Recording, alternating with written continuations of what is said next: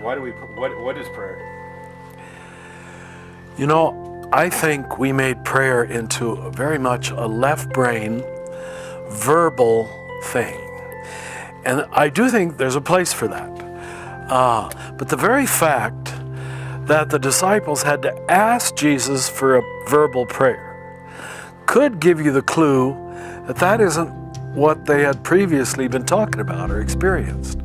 So I'm going to say this, that whatever you do in a state of communion, connection, love, use all of them equally, is prayer.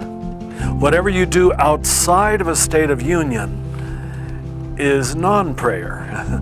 So that's why, you know, action and contemplation can come together and really be one.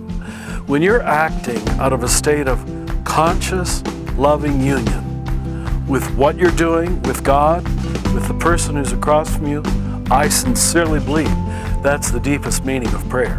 So prayer is primarily a stance.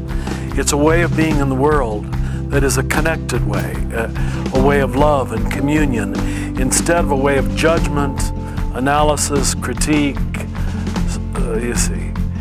And once you recognize that, then you can, for example, when the gospel says Jesus prayed for 40 days in the desert, does that mean he said words? I don't think so. But that he walked around putting one foot in front of the other in conscious, loving union with God, his Father, with that rock, with this sky, that's prayer. And that's why twice in the letters of the New Testament it says pray always. Now they can't really mean this verbal thing. They've got to be talking about a state of consciousness.